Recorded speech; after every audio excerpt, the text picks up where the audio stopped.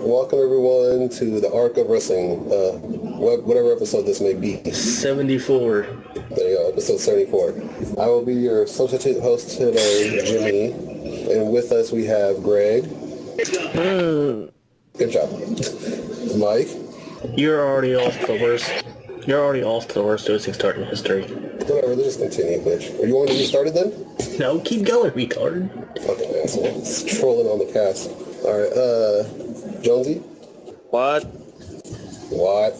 Big Fish? Ryan? What? Alright, good job. Strike? Good job, Strike. Good job. Okay. What was that? I can't hear you straight. Anyways, okay, so Raw just ended about half an hour ago. So what are your guys' overall impressions of it so far? It sucked. The greatest. Okay. It was the worst. It was the worst Raw of the past month. In the past month? Past month. Alright. Boring, slow, uninteresting. The matches were meh. The promos were meh. The segments were meh. The only good thing that came out of it was Cryback. Nope. Alright. Anyone else want to give an input? Good show, guys. Meh. Good show. Everyone just says meh. Okay, I guess. Alright, well, I wasn't here for the opening of the show, but I guess there's a promo for Money in the Bank that went on. It was. Mike, do you want to run down real quick what happened in the promo? Daniel Bryan came out, talked about not being the weak link anymore. Who else? Sheamus came out, talked about beating Daniel Bryan in 2 seconds. Then Orton came out. Then Christian came out. One more match. What? One more match.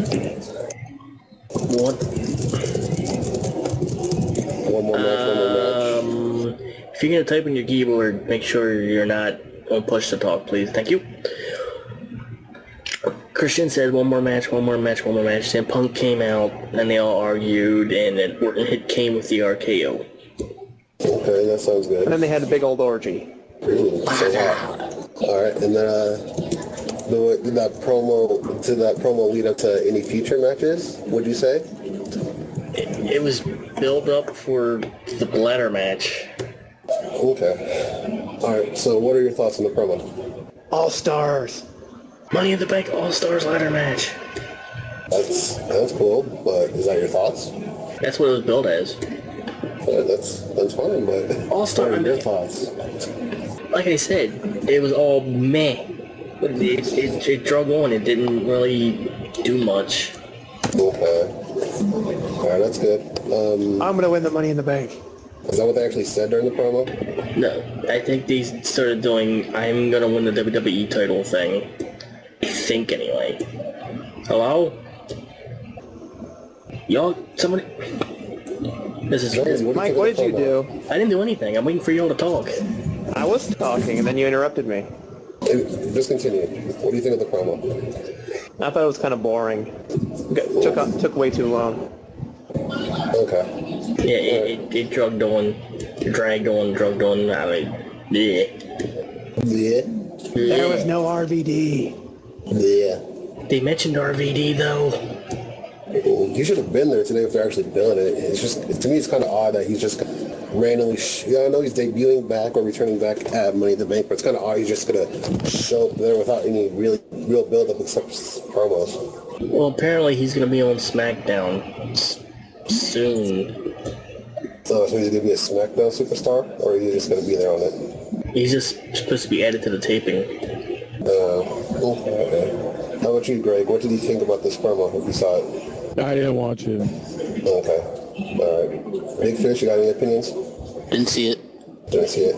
Good job. Strike, are you there? Oh, he's not. Okay.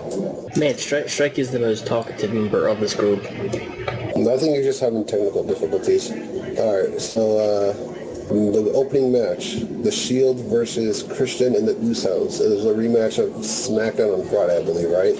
Yes, sir. Okay. So apparently the Shield won this match this time around while Christian and the Usos won it last time. I personally thought it was a pretty alright match. I enjoyed it more on Friday than I enjoyed it today, to be honest with you. I didn't see the match on Friday, but it just felt like a normal 6-man tag. Okay. How are you guys liking the current push for the Usos? Well, their match at the pay-per-view is not even on the pay-per-view, it's on the kickoff show. That was a surprising announcement. I personally thought it was actually going to be on the pay-per-view. Maybe they're not. Maybe they're still trying You to. thought wrong. Maybe they're just still trying to test the tag team waters or something. Because it seems people are hit and miss with the tag teams if they like it or not. I think they're waiting on the Wyatt family. Which are supposed to debut next week, right? Yes. Okay, that would be interesting to see. Because I think they announced they announced later on in the show, even though the tweet was made a lot earlier in the show, that they were going to be coming next week. So Okay. Should be interesting to see next week what happens with that. yeah, take that as you will. Okay. Anyone else have any opinions on this match? Like I said, it was. I was barely watching it. Your generic 6-man tag match. Alright, so next. Anyone else? If you have any opinions, go ahead and say it. That's not. Alright. Next match, back for this. Daniel Bryan said he took Vicky, and they made a match, Kane versus Randy Orton, and then Daniel Bryan is going to be the special guest referee for it. This match was rushed. Yeah, the match didn't happen yet. This is just a promo backstage. Oh yeah, it happened in like the second hour, sort of like the end of the first hour. Yeah, we'll get to it. The next match that took place was Dolph Ziggler versus Jinder Mahal, and of course Dolph Ziggler wins. LOL buried. Well, of course they're a jobber team, so We're the three-man band. Yeah! they're not even good at bands, but they're pretty much garbage all the way around. Good job. Okay. Any thoughts on the match? Three-man buried. It was your standard squash match. Of course. There's not much to really describe. It would be nice. It would be interesting if one of them actually win a match, but I doubt that ever happened. Why would you? Why? No, Russo? I'm just saying it would be interesting to see what happened one day, but who knows? It would be a Russo swerve. It would be a Russo swerve indeed. Okay, after this match, there was a backstage segment with Triple H, Vicky, and Matt Maddox. He basically said, Triple H said, ignore the McMahons and just listen to him, which is, I guess he's the operating COO now. It looks like it's building up to some sort of, I guess, Triple H taking the reign, but at the same time, like Triple H versus McMahon thing. At least that's in my opinion. It is building up to that. Yeah. I've been saying that for the past year or so, that it's going to be like that. Yeah, I know, but it's becoming more and more apparent at this point because, like, we already know Vince will eventually step down sooner or later, but right now it just seems like there's going to be, like, next week I think it's all going to come to a head. Like, right now I think that's what it's building up to. Most likely the conclusion of the feud between Triple H and the Undertaker. Yeah, the Undertaker. The Undertaker! The ending of that feud is going to happen definitely at WrestleMania. They're going to take a break. They could do something at Survivor Series. I won't hold your breath to that, but... You won't hold his breath? Don't hold anybody's breath, but... yeah. You hold something else? It's definitely going to lead to Triple H getting a more creative control of the company. While Vince McMahon isn't going to necessarily leave, he will probably just give Triple H the more directing role when it comes to running the company. Yeah. Okay. More importantly, he's going to hold your breath. That's not important at all. Hold something else for me. Yeah. Yay. Alright. Okay, so the next match that happened after that was Randy Orton versus Kane, which we alluded to earlier. And this one was kind of Rushed. weird and rushed in the same sense. It was first it went into a DQ match because Orton shoved Daniel Bryan, and then he was DQ'd. And then the match was restarted, and then Kane pinned Orton, and it was a fast pin. And then the match kind of ended like that with Bryan getting an RKO. Thoughts? Russo swerve. I want to say Russo swerve. I guess you could tell there's like tension building up, obviously. Well, I hate... Everybody complains that the indies have false finishes.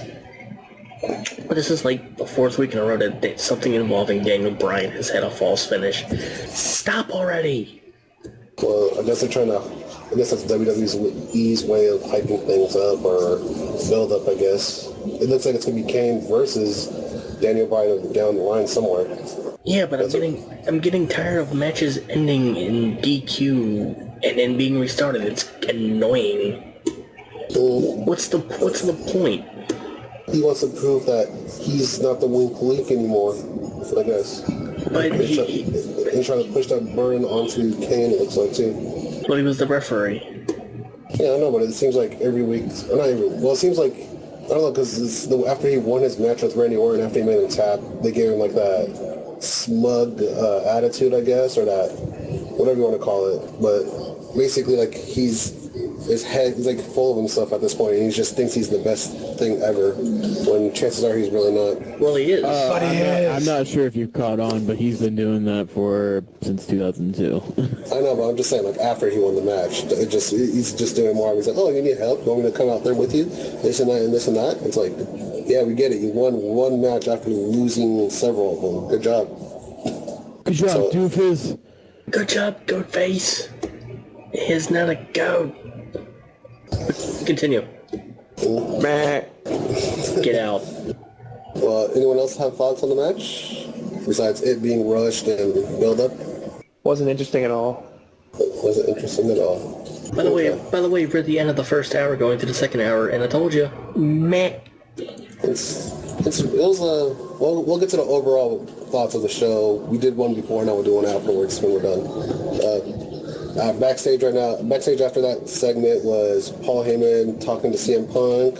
CM Punk said he basically could win it by himself. The win this match he has tonight by himself against the primetime players. He doesn't need Curtis Axel. And basically Punk's like, or not Punk, Heyman's basically saying, why don't you trust Axel? I took a chance for you. You should take a chance for me, basically. Gay. So it's kind of, I think, obviously it's alluding to something in the future between them two. But, Yeah. Heyman turning on Punk for Lesnar. Yeah, that's it. Like, more than likely it's like that, or it's going to lead to, well, I'm not sure if Lesnar will be at the Money in the Bank, like, you know, after the actual match, but I feel like he'll be there after a match kind of thing. He's gonna cost Punk the match. Yeah, I feel betrayal's going to happen, obviously, then. Okay. After that match, it was Fandango against Sheamus. No. It's fine. It's fine. Fandango. Fandango, where I buy my movie tickets. No. Yeah. No? Ow. Okay then. Fandango.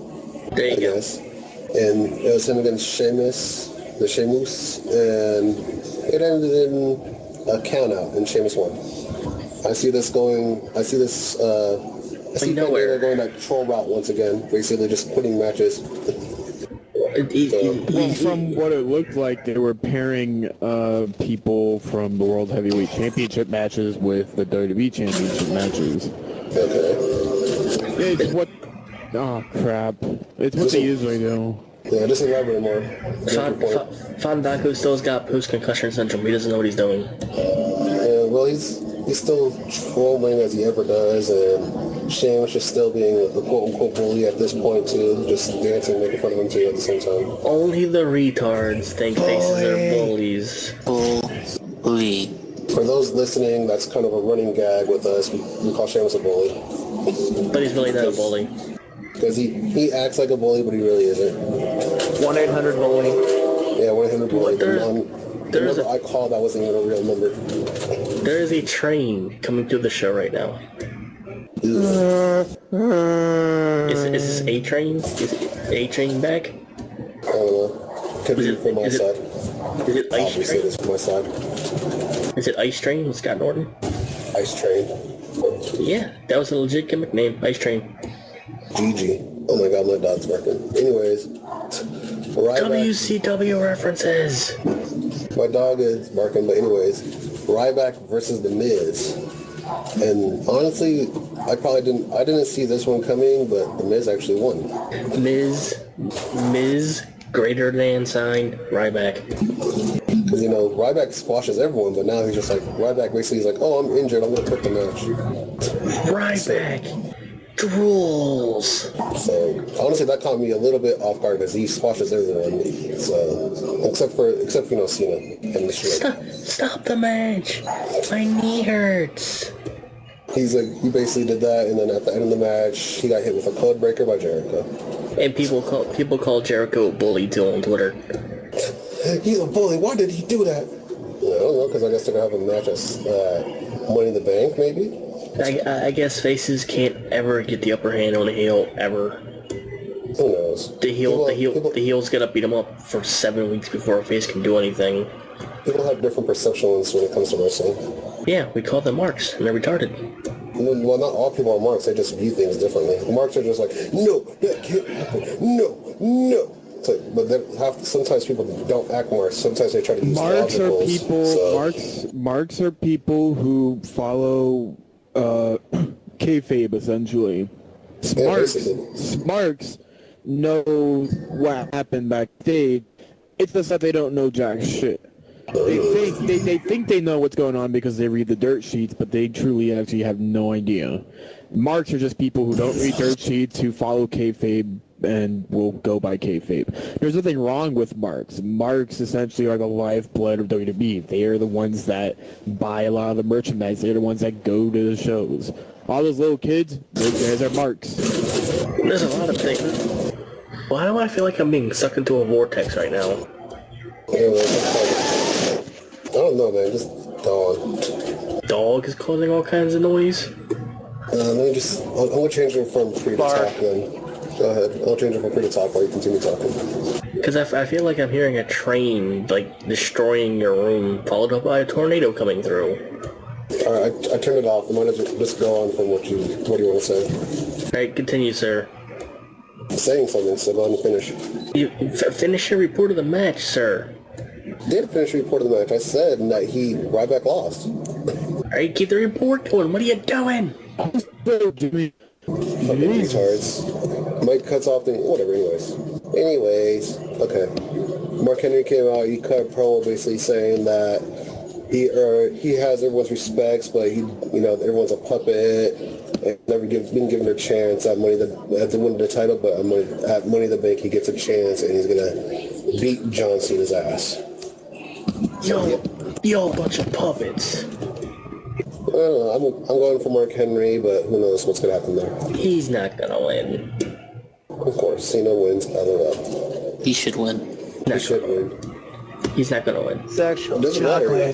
He's not. Even if he doesn't win, he should win. He should, but he's not. Okay, stop being a mark. Woulda, coulda, shoulda. Not gonna happen. Anyways. No. See, Mike's a smart. He thinks he knows. I mix the two terms up, but all in all, it's still the same thing. No, it's not being a smart. It's called being predictable, and you know it's gonna happen. Oh god, here we go. That's not being a smart. Can we move on, or Greg, do you want to rebuttal that? Because I have a feeling you could just shit on my caller right now. I'm just saying, predictability is a lot more better than shit that doesn't make sense. And Mike complains a lot about how things are predictable. Well, if Mark Henry won the WWE Championship, where do you go on from there? Do you continue a 3-4 month feud with him and Cena? Or do you just completely have Henry lose the title to someone else like Daniel Bryan? It doesn't make sense. Henry's come in. He's definitely shown himself that he can be a true competitor for a WWE Championship, but it comes to what he's going to do with the title afterwards, he can't do anything. It would essentially just be giving him the title because he's never held it before. And they've done that before with a couple other guys for the World Heavyweight Championship. Hell, they were going to do it to Jerry Lawler because he's never wrestled a WrestleMania match, or that he never won a big title in the WWE. It's stupid shit that doesn't work, and people need to just calm their tits when it comes to John Cena. Yeah, it's predictable, but it needs to make sense. And right now, Cena holding the title makes better sense because I'd rather him lose it to Daniel Bryan than lose to Mark Henry, who probably wouldn't do anything with the title in the first place. You can have the David versus Goliath story. and just lose it in a couple freaking minutes.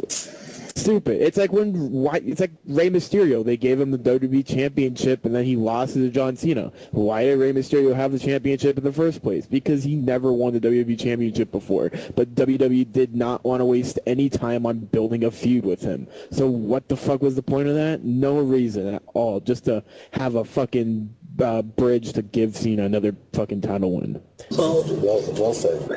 Well, whoever said Daniel Bryan's going to win the belt anyway, because of a report that it's going to be Cena Henry Ryback at SummerSlam. No. That was just a rumor. It was still also rumored that Daniel Bryan thing was still going to happen. It essentially, dirt sheets have no fucking clue what's going to happen. Because people forget about these reports 2-3 months in ahead, and no one fucking gives a shit. Because all dirt sheets, they're always fucking wrong. Not when it comes to matches, they're actually right on matches. About like 50% of the time. It's literally just a hit or miss thing. Because you don't know how many times storylines change backstage. Vince is literally a 60-year-old man with Alzheimer's when it comes to fucking W storylines. If he forgets what happened 3 weeks ago, it didn't happen. Doesn't matter if you remind him or not, it didn't happen. And so if he wants to break a feud, he will break that feud. He's Vince McMahon, goddammit, and he'll do whatever the fuck he wants. Somebody's been watching too many Vince McMahon promos. Yep. It's this whole process people don't understand, and I think, and that's why you give credit to WWE sometimes, because it's a fucking hell of a process to get these shows together. And so when things don't go the way people want them to, they all flip out, and that's more disrespect from the fans than it is to WWE, because the fans are constantly asking for a better product, but hell, it would kill me to write fucking 5 to 8 hours worth of TV a week just trying to fucking keep a consistent story going for 3-4 months. It's near impossible. The way WWE had set up their creative process perfectly was probably back in 2002, 2003, when they had a split creative team, when Vince McMahon created competition inside his own company because they wanted to split Raw and SmackDown, literally create 2 different companies inside his one company. Like, that was the best way to do it. And I am a big supporter of the brand split because it was legitimate competition inside their own company. People were legitimately trying to one-up each other inside the company. That's why I think right now is really good, because I think there's competition between Triple H and Vince McMahon when it comes to who's pushing who and who's going to look better in the ring. They all have their own pet projects right now, and they're all doing very successful. What? Vince McMahon and Triple H. What pet projects have been successful? The Shield, I believe, are Triple H's pet projects. Fandango is currently a pet project. Fandango has done Fandango got it. I know. He's done nothing to be successful. Calm your tits, Mike. Calm your tits. Right now, we're only at the beginning developmental stage. Characters are being set up. They're helping build, as in the stars. Damien Sandow is a pet project to Triple H. All these guys are just right now getting their characters in set. They're going to evolve over time. Daniel Bryan's evolved over time. He's become something that bigger than a lot of people thought he wouldn't have been. So you got to give this stuff time and patience. Vocalize what you want. Go do what you need to do to let the WWE know what you want. But when it comes to the time and patience, like, people want fucking Dean Ambrose to win Money in the Bank. Well, he sounds like an obvious choice to win it. Not the best idea. Way too early to fucking put him as champion. But just because he is an internet fan, like an internet savior or whatever the fuck it is, people want him to be world heavyweight champion. Why? Because people are just not patient enough to allow him to evolve his character, because he's not going to be part of the Shield for a super long time. Allow him to create a character, allow him to be bigger than he is right now, and then you put a bigger title on him. Alright, we talked about people complaining about being patient and mentioning Damon Sandow. He's been on the roster for almost 2 years. He's done nothing but lose. So, And this is don't cut me off, please. Don't cut me off. I'm not done. He's had time to evolve on the mic and in the ring, but for the past year and a half, he's done nothing but lose. So, I don't know where you're getting people need to stop complaining when they're seeing a guy who they want to evolve doing nothing but being pinned. WWE is a completely different business, though. It's not. You're not going to see a guy like Damien Sandow become a big star and a main eventer in 2-3 years. People wait 6-7 years to finally be something in the WWE. This is a business and waiting in line. And yet there are stupid ass politics when it's in the WWE. There's politics that have made John Cena the WWE champion that he is today. There's politics that gave Randy Orton the championship so early in his career. It's stupid politics. But you know what? Times are changing. Triple H is coming in. He's creating a brand new roster for himself to work on. That was Jamie Noble. It's not Triple H, it's Jamie Noble. No. Jamie Noble's recruiting them, but Triple H is probably building them up.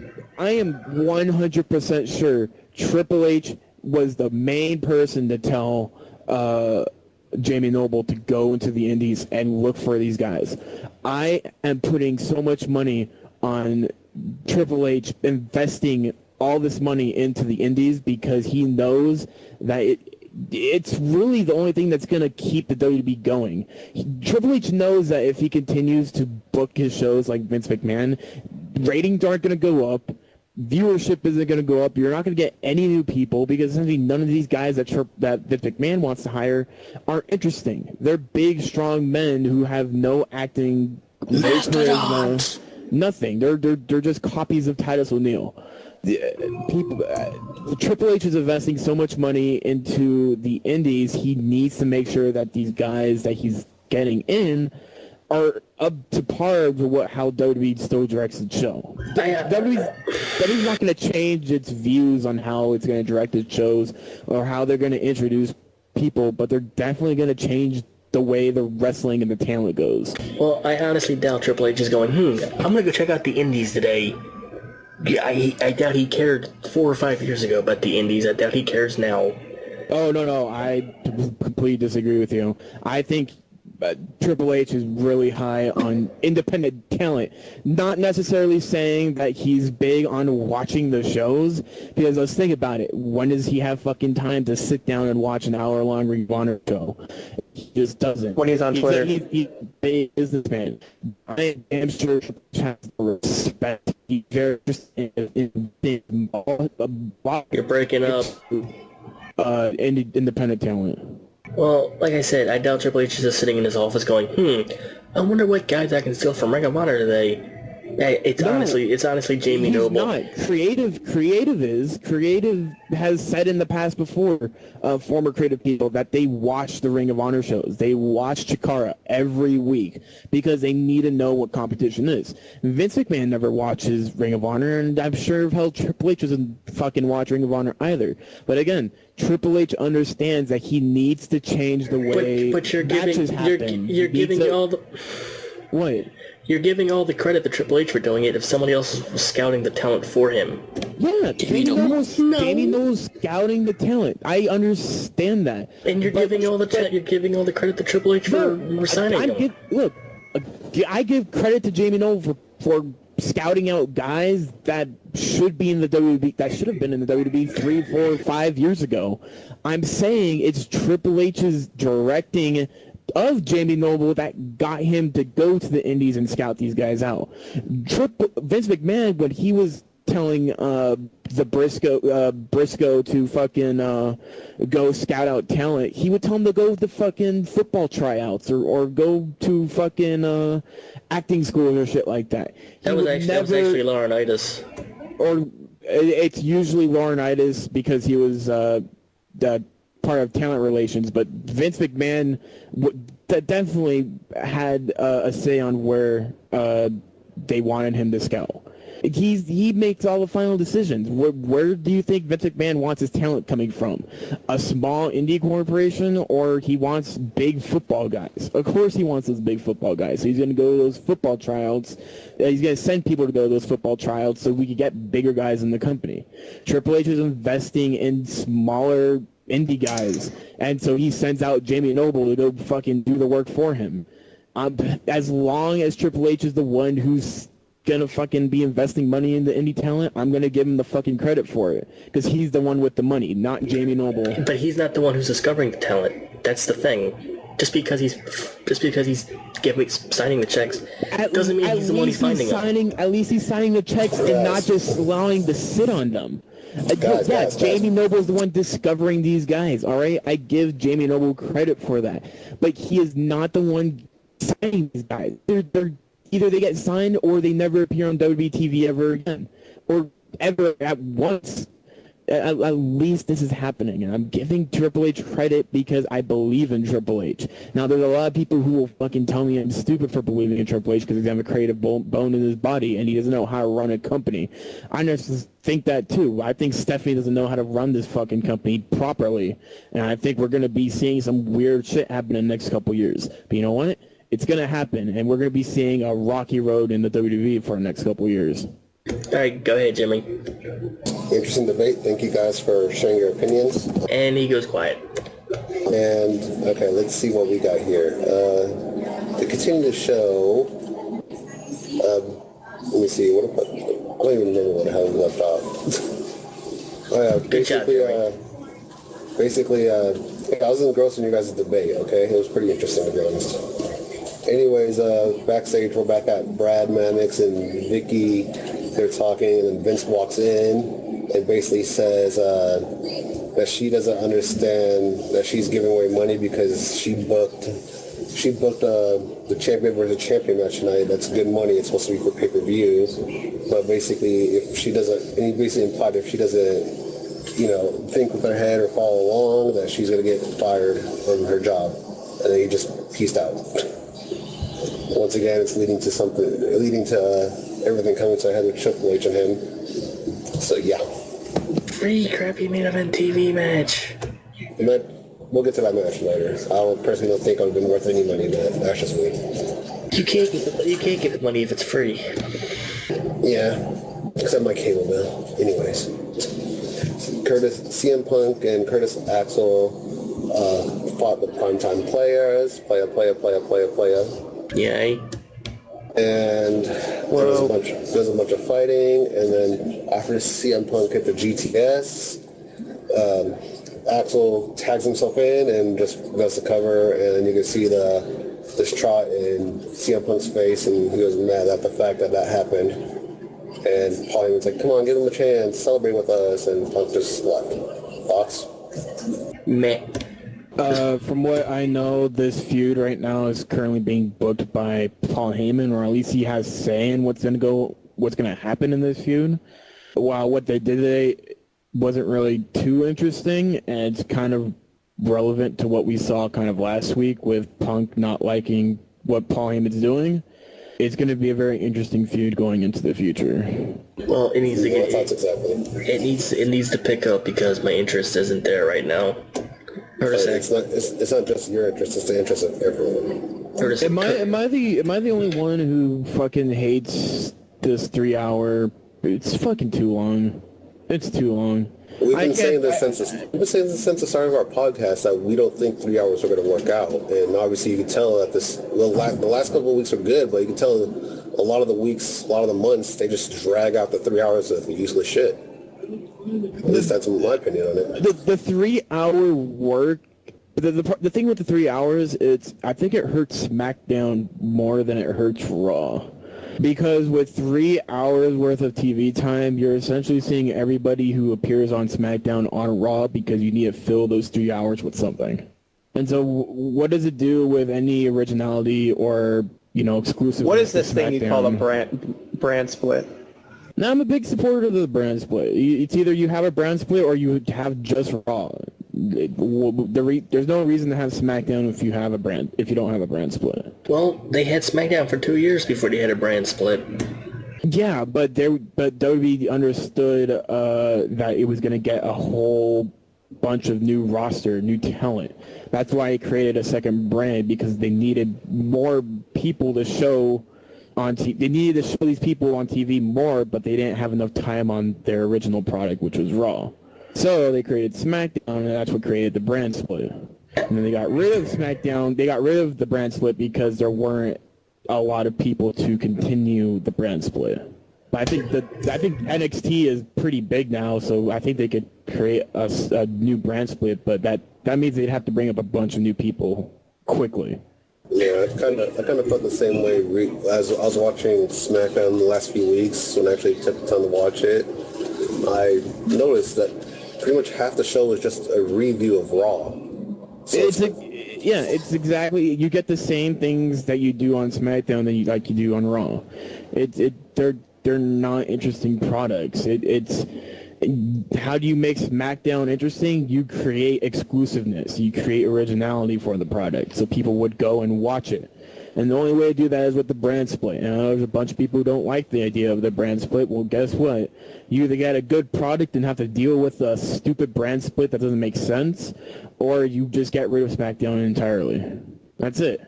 But then that's like 20 people lose their jobs. Oh well. But right now, SmackDown, it's stagnant in the ratings right now. It's not really gaining, but it's not really losing. It's the number one show on SmackDown. It's the number one show on Sci-Fi, bro. Come on now. Yeah, and what show isn't the number one show on Sci-Fi? Like, it's the only show people watch. Sharktopus. Sorry. That wasn't a show, that was a movie. But, I mean... Exactly. Yeah, my support for the brand split, I've been saying it since they canceled it. It was stupid. There was no reason to cancel it. Just because people knew that it wasn't the same company and the draft was stupid.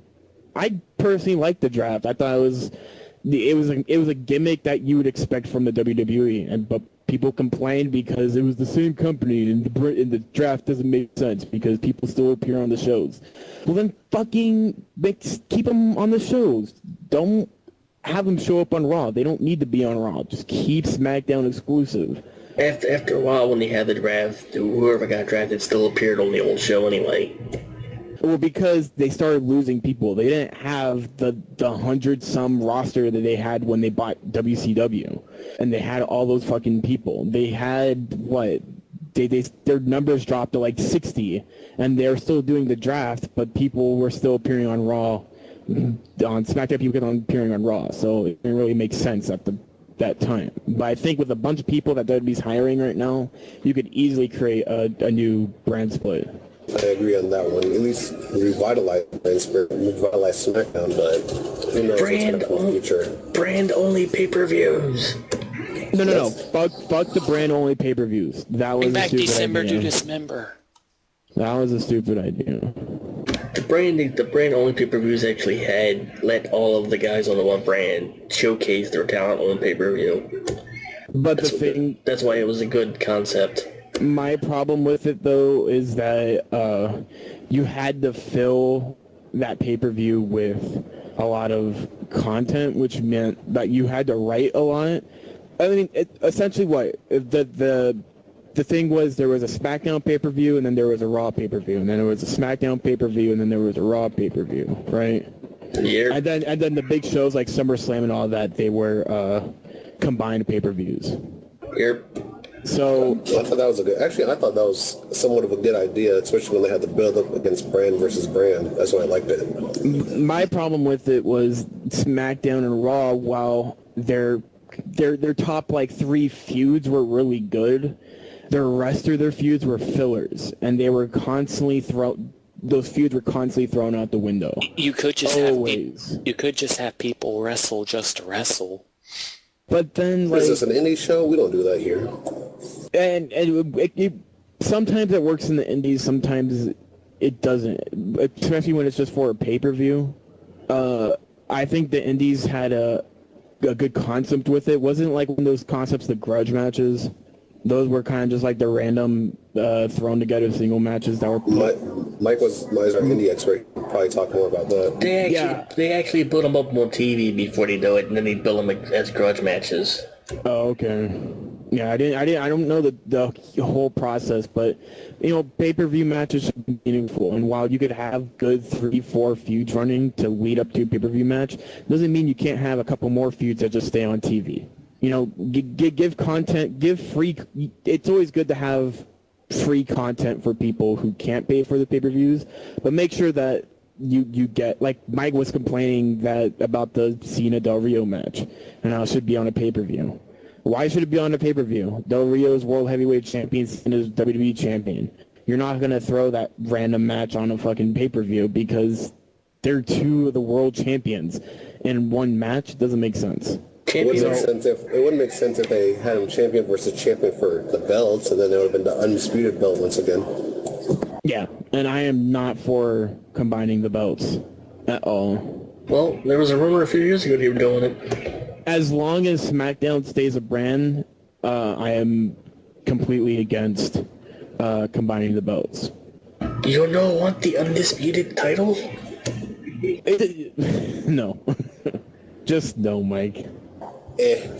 My guy in SmackDown in WWE 13 is going to hold all the belts anyways. That's besides the point, though.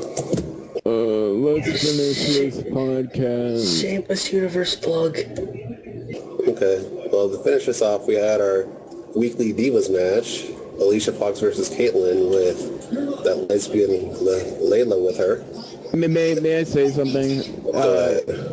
It was a comment of how Caitlyn looked in AJ's clothes on SmackDown. Damn. Well, damn. I didn't see it. She was, like, those clothes were so tight on her. Like, she was kind of, like, almost, like, about to, like, rip like the shorts off and everything. That's what happens when you have an actual woman wear those clothes. But I'll be honest, those clothes made her look fat. But that's because it was so small on her. It was so tight on her. AJ looks perfectly fine in those clothes. Tight is good sometimes. But Caitlyn made those clothes look tight. And when I mean tight, I mean sexy tight. That's good, I guess.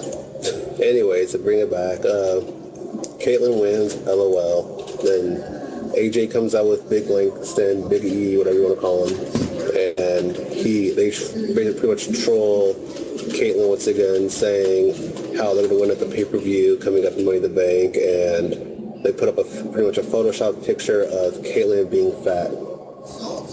Yeah. Be a star. Okay, next we have... wait, first, anyone have thoughts about that, or no? Or did anyone even care, or no? Be a star. Good, I guess. All right, then after that, we had Stephanie McMahon, who's apparently entered in this menage a trois of father versus son-in-law. Basically, go in there with Vicky Guerrero, tell her she should have took care of the trolling AJ last week, but she didn't, and then I guess she befriends her in a way, saying that, oh, you could, I know how it is, how to be busy, tell me your things, and then Vicky kind of blew it, just laughing, making fun of both Vince and Triple H, and Vicky got hit with pretty much a job evaluation next week on Raw Live. How many times are they going to pull out the job evaluation gimmick? Because I think they pulled it on Vicky about like 3 or 4 times. Yeah, and one of them ended up getting promoted to that manager position or whatever she was in. It's a managing supervisor. That one. People keep thinking she's the GM, but she's not the GM.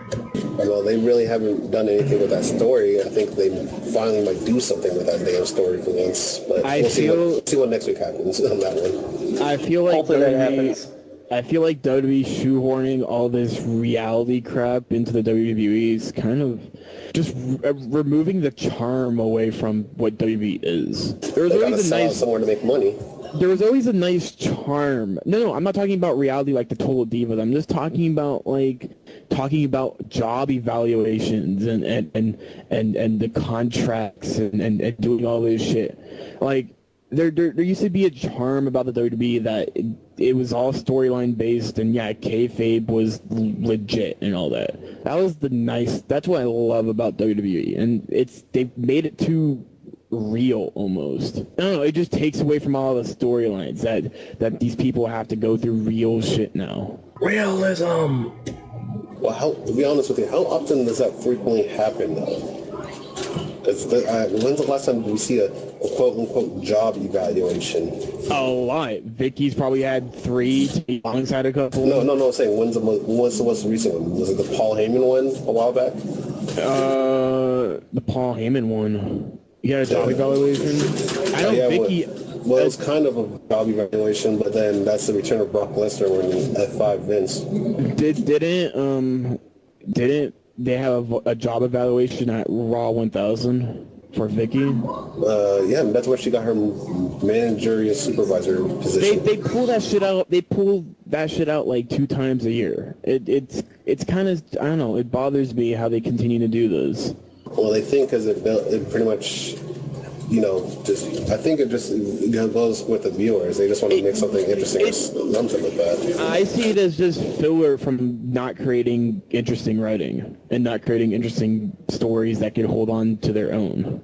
Yeah, but like you said, Vince is the one that usually gets a final say at the script at the end, so if he's probably altered it or he put it in, that's kind of what's going on. Guys, how do we make this John Cena and Mark Henry feud more interesting on tonight's Raw? Let's have a contract signing.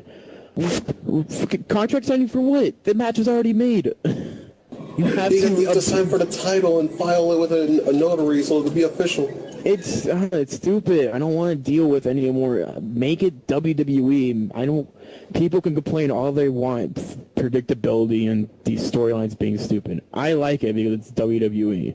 If you don't like it, then don't watch WWE, because that's what WWE is all about, storylines. If you don't like it, then you can get out. But yeah, anyways, we have 2 more matches to go on Raw. This is the longest podcast ever, but let's continue. We have Cody Rhodes versus this isn't the longest podcast ever. Whatever. I'm just talking.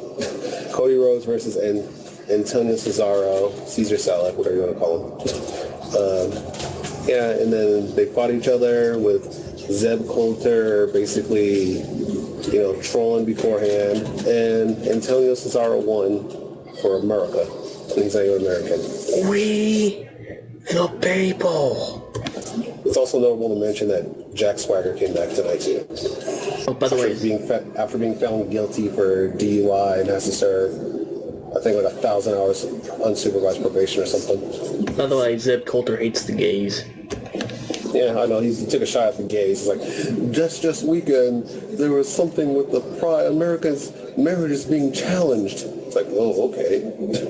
He should have just came out and said, we hate gay marriage. Well, they don't want to lose their gay viewers, but I think they lost it anyway. So who cares? Oh my god. Don't behave yourselves, guys. Don't worry. Does anybody really care? Seriously. Apparently this is a side note, but apparently it was a huge-ass thing this weekend. So many people celebrated this weekend because of that. Nobody cares. Seriously. Maybe you don't care, but I have some gay friends in my life, and I was actually happy for them. Like, yeah, we could finally do this illegally instead of trying to hide our marriage and hide this. We could actually do it legally. Like, people out there are genuinely excited about this thing. You could have just went to like Utah or other states that People don't have money just to travel like that, but now it's pretty much nationwide where it's going to happen. Yeah, so I'm not sure, Strike. There's a thing called paying for a house and paying for moving and paying for all that. And some people just don't have the luxury to randomly just move to Utah. People don't have the money just to take a vacation, go get married, and come back. Isn't that called eloping, where you can just go to a state, get married, and then head back home? No. Yeah, because you have if gay marriage isn't legal in a certain state, and you try to get married in another state, I'm not sure if it'll count for your state, because the marriage license is essentially from that state, and you kind of need to be in that state. Those Vegas fucking weddings, I'm not sure what the whole deal with those are, but yeah, that's how I understand it from my point. If I'm wrong, correct me, but yeah. Honestly, I'm not sure what the definition of elope really means. I wanted to look it up recently, but I have no idea what it means. I think it pretty much means you run off and get married right away, like sporadically. Is that like a textbook definition, or is that just what we assume from movies and media? Nah, that's what we assume. Okay, well, I'm gonna have to look at that on my own personal time, but just saying, this past weekend, that we're genuinely excited about that. So if any homos actually watch the whole thing on Raw, I think they might have been offended, but who knows? Because, be a star. Well, they get offended about everything, so... Oh, my butthole. And Greg's happy about it this weekend, too. He celebrated, obviously. I did. I celebrated by getting raped by 12 other gay men. Good man, good man. So that's what you do. Isn't that what you do every day? No, it's usually only 12. Oh, wait, that's what I said. Yeah, that's what I do every day. Wow. Giggity. All right, final match of the night. Alberto Del Rio versus John Cena. And this match went back and forth. It was boring in my opinion. And then Mark Henry came out, briefly, I guess, distracted Cena for a little bit, but then really didn't do anything. And then Ziggler came out and then distracted Alberto Del Rio, and Alberto Del Rio lost the match because of it. And afterwards, I guess Henry was basically intimidating John Cena and basically saying he's pointing to his hand, his wrist, saying, "What? Your time is almost up." Basically. Thoughts about this final match? Yeah, that's pretty much it. Great. May I say that the entire crowd was dead throughout this entire show? That crowd sucked. Pretty much. You can tell if Raw's good if the crowd's into it, basically. I'll say I respect a couple people in that crowd for trying to start chants. Like, I won't shit on a crowd completely unless I hear no fucking, motivation to cheer. But there were some people out there who was trying to start some stuff. But, what you need all crowd participation to do that. That crowd was dead from start to finish. Not really start to finish. During one of the matches, I believe they were chanting JBL for a bit. Oh, that was during the Ziggler match. Yeah, they were chanting everybody at the announce table. They even chanted King and Cole. That was, I think, the only time I actually heard him to be alive, though. No one even cheered for Cena. It was just like, people need to just get drunk and go to these shows. They'll have much more fun, guarantee it. Yeah, you can tell it's one of the cities that just don't care. They're just there because they paid money to see something. That's all it is. Okay, everyone want to get rating? It's like when the NFL. It's like when the NFL goes over to London, and the English people don't give two craps about the NFL, but they're still gonna pay the money to see a football game because it's sports and they just don't care. Sports. And they cheer because yay, it's sports and it's nothing we've ever seen before, so we're gonna cheer anyway. It's a social event, and people tend to want to go to these social events once in a while. Well, it'll be better next week because it'll be in a city that actually has a good wrestling crowd. Are you actually to go to that Raw? Nah, I'm not going to be going to that. Why not? You should. I didn't have the money for it. Did you see how much your tickets are? You can always get the nosebleed seats for real cheap. Last time I went to a Raw, I got one of the nosebleed seats for $20, I believe. Yeah, but it depends on how high up the seats are. Well, you should know your own stadium. You should research your stadium and see how high the seats are. When I paid $20 for my seats, it wasn't bad at all. It was like it's maybe called nosebleeds because it's the way high. It's up top in the top row. But you pretty much get a view of everything. It was pretty rad for $20. I've been to the arena here before several times, so. Well, it depends. I'll implore you just to look into it and see if it's something your way. That's I'll just implore you on that. All right, everyone want to give their final ratings to the Raw today? 3 out of 10. Good man. Ryan, big fish, small fish, strike. What's your rating? One completely filled out AJ. Out of? One completely filled out AJ. So you give her a perfect score tonight. Good job. Jonesy? 4 out of 10, no Tokyo Dome. That was Ryan, by the way. Jonesy? 4.5 out of 10. Greg? I'll give it a 5.5. 4 out of 10. I'll give it a 5 out of 10. Building off the reason for that is because the momentum in the past 2 shows was pretty good, and this one just sucked. Isn't the pay-per-view this weekend too, or the weekend after? It's the weekend after. Well, this should have been another build-up to it, but it was pretty disappointing regardless. This coming weekend is 4th of July weekend, so there's no pay-per-view. The Great American Bash. Yeah, I wish. Bash at the beach. Get the page. Right, do we have any news for this week? They, I hate how they took the tag title match off the pay-per-view and put it on the kickoff show, but then they turn around and make Curtis Axel versus The Miz for the pay-per-view, but there's been no build-up whatsoever for that match. And all of a sudden, it's on pay-per-view. Oh, wait. That's a pay-per-view match now? Yeah.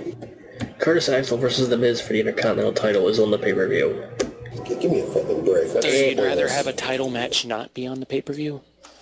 No, there's no build-up to this match. Go ahead. I'd rather have a tag team match instead of on the actual show instead of a fucking retarded pointless match. They've built up the tag title match for a few weeks now, and it's on the kickoff.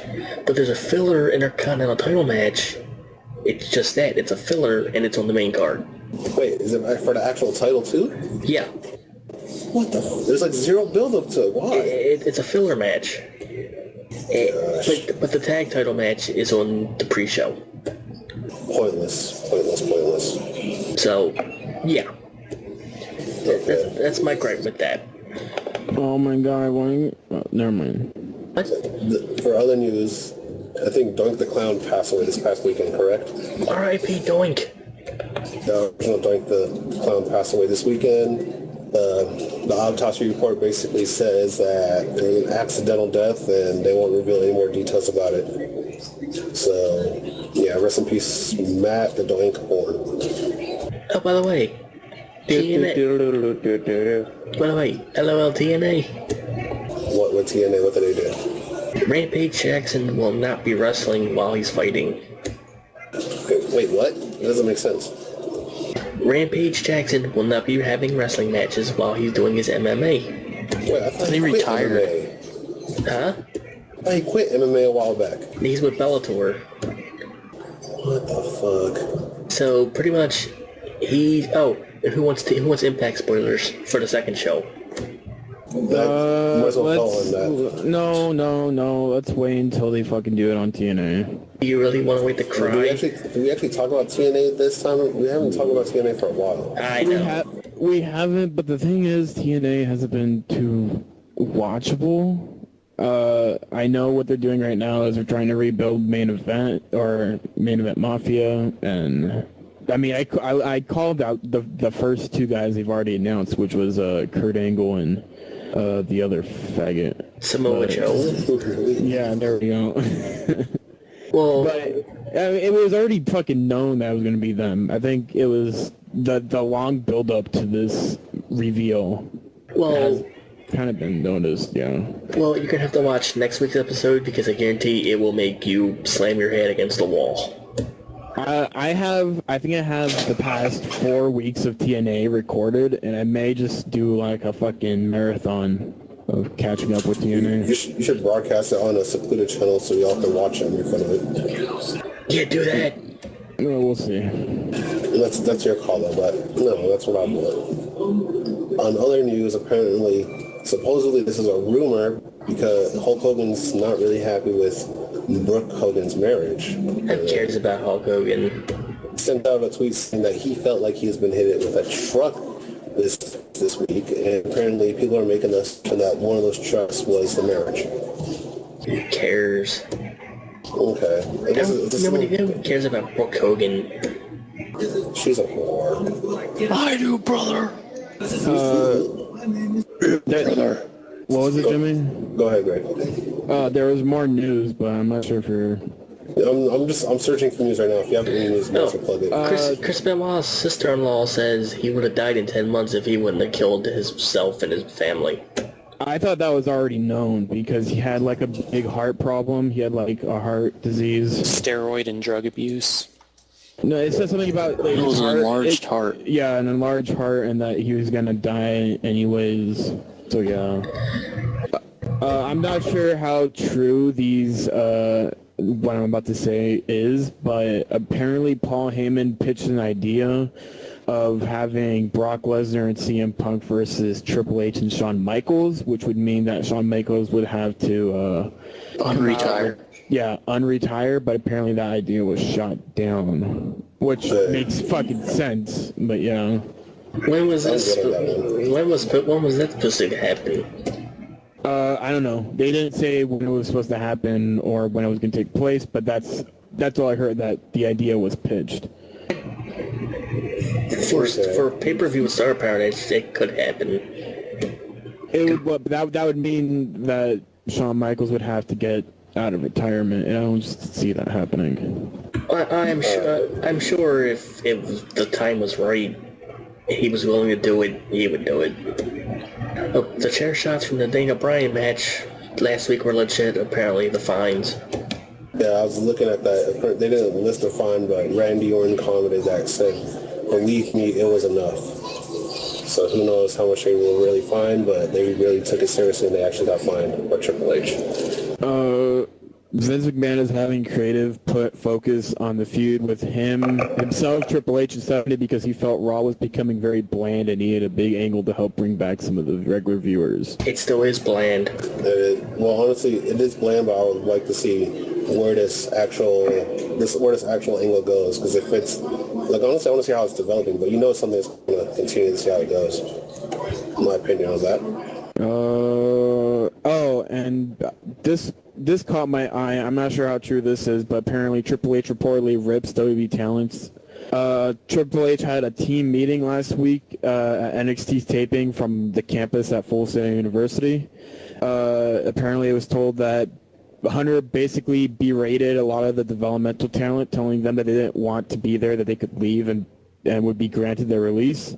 Apparently this drew a lot of confusion among the talent, as morale had been pretty good lately, and Hunter's speech seemed to have come out of nowhere. Triple H also told talent that that there will be some more releases could be on the horizon, and anyone that badmouthed the company on Twitter after beginning release would have never been brought back. So now they're concerned about people bad-mouthing him on Twitter? Essentially. I know there was a couple things like there were former talents who came out and continued to spew rumors about Hugh Morris or fucking whatever his name is. Bill DeMott. Yeah, Bill DeMott. Sexually harassing more divas, especially. And bullying too. He was bullying others as well. He's not the one who's sexually harassing him. It's one of their trainers. I think it's a strength coach or something. Well, I'm looking at one of the reports right now. I'm not sure how true it is, but basically it's saying that he bullied some of the male people while harassing the females. That's what it says. He said he sexually. Well, apparently the person who said, I think it was Briley, Dolph Ziggler's brother.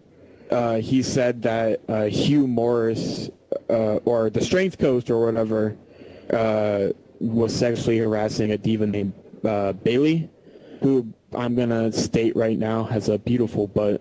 Oh my god. Sexual harassment. She could be my next AJ. If she actually makes it out. So wait. She's 15? No. You sound disappointed.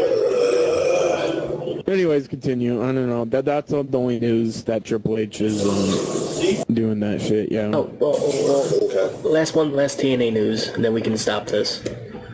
I'm gonna go. TNA has cut back on the number of talents that are flying in for TV tapings, and the word is that there have been a lot of signs that the company is right about money. Ho ho ho. This is because let me finish. This isn't about Ring of Honor. This is TNA. Oh, TNA. This is because the costs of taping TV have grown due to being on the road, and because the company hasn't created new revenue streams or improved on the ones they have. No, we knew TNA wasn't going to last. That's why I think Dixie Carter reached out to Vince saying that she's open to collaboration between the two. No. Dixie Carter reached out to Vince to do a cross promotion thing because Dixie, That's still a collaboration in a sense. rather than throwing the risk out the window and selling TNA to WWE, she wanted to work alongside Vince, but obviously Vince is would be at the point of either you're going to sell me the company and all its talent, or we're just not going to work out with you at all. Who are you again? Honestly, if they actually went through that, that would be pretty damn good for both companies, but obviously they're not going to go through that. While some people will disagree that working with Ring of Honor or working with TNA is a bad decision for WWE, I think it would be a good decision. Not because it would help TNA, but it would help WWE because now that they're actually recognizing competition, they're going to treat them like competition. And when WWE has competition, writing gets better. And when writing gets better, we get something like the Attitude Era, or we get something cool like Russo. But basically, that's what's going on right now. WWE's King of the Hill. They don't see much people as competition, even though there's a bunch of indie companies. They don't see anything as competition. And that's why it's kind of been lacking in the writing as of late. If they had true competition or actually encourage competition, it would boost the ratings a great deal and probably sell items a great deal, not only for them, but for their rivals as well. It would be good all around for everyone. Imagine if Vince just did a shoot promo on TNA Ring of Honor and pretty much called them the trash of the wrestling world. That would just strike a new era in pro wrestling alone. The shoot era. The shoot era. Something to that extent. But Who knows, maybe when Vince finally, I guess, puts his shoes up and finally sits out and just probably supervises but not really calls any shots, maybe Triple H will be open to that idea and actually do it. But if TNA loses money, then they go out of business. If TNA can last that long. So supposedly Triple H is going to take over next year, so we'll see if it lasts. And the Briscoes are officially out of Ring of Honor. Wait, is that official? That rumor was confirmed. They actually are out of Ring of Honor, and there's no actual, I guess, shoot on the fight angle, but basically they're out of Ring of Honor now, and I guess WWE, they're looking towards WWE now, so we'll see if they actually get there. I never read anything about it being actually official. The Sinclair, they got released from their Sinclair contracts. It's official. They're out basically. The thing about the shoot fight, not true at all. Yeah, that one was the rumor, but they actually are pretty much left the company at this point. Could you give me a link that says this? It's not that I don't believe you. It's just that. Yeah, I'll get you one after following the show. Just remind me of following the show. I'll get it to you. It sounds weird that fucking WWE, Ring of Honor would get rid of not only two of the best guys in the company and one of the best tag teams in the longest time, but their world heavyweight champion at the time. It doesn't make sense. Well, they're apparently going to discuss the world title situation at one of the... Oh, here it is. I got the link. Yeah, then get some link. But yeah, that's pretty much what's going on with that angle. Or not that angle, obviously it's not an angle, but that's what's going on with that situation. Alright, and the final piece of news, at least I could find, is that the FCW arena has been closed its doors on the 29th. And now they're moving everything to the WWE Performance Center, which is going to be open July 8th, which is, I guess, more or less FCW, but at the same time, it's not called FCW anymore. It's just called WWE at this point. So WWE Performance Center. So it's opening July 8th, and there's an invite-only media thing July 11th, and we'll see how that goes with that. So are they still taping the shows at the college, or are they doing it at the Performance Center? No. The Performance Center is for the training. The college is for the tapings. Okay. I'll read what the article basically says right here, just in case. It says WWE developmental system began breaking down their materials and the rings at the FCW arena in Tampa, Florida yesterday. All the materials are being taken to Winter Park, Florida. Yeah, I'm reading off the report. You could just after the report, you just tell me. It says Florida for the new WWE Performance Center will be transported this weekend, and their center will be open July 8th. A number of FCW staff will be departing as part of the transition. Rob Nader, who received high praise of his work on the creative side of FCW under Dusty Rhodes, is also leaving the company. There has been some conflicting reports that trainer Norman Smiley will be leaving developmental as well. WWE he's set to staying. hold just like on 29th. WWE is set to hold a grand opening of the Performance on Center for invite-only media on July 11th. Norman Smiley's already been confirmed to be staying.